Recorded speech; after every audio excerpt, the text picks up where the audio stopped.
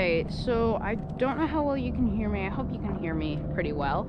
But I bet you're kind of all wondering what all of these electric poles are for. It basically seems like we're at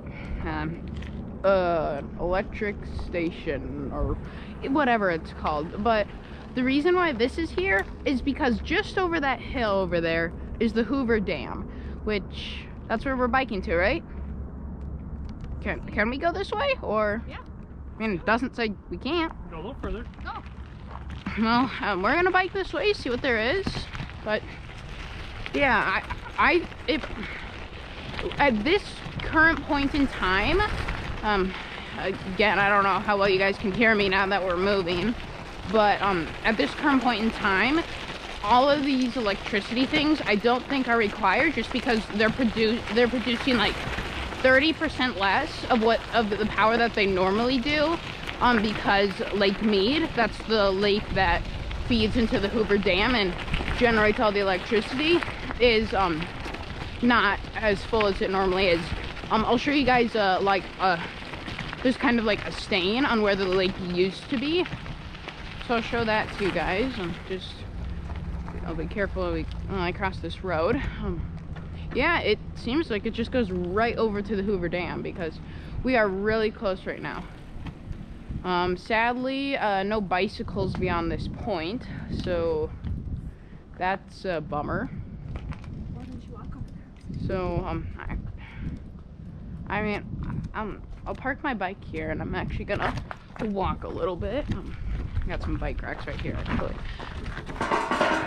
If we knew about this, we probably would have brought a bike block, but we thought we'd be able to go all the way.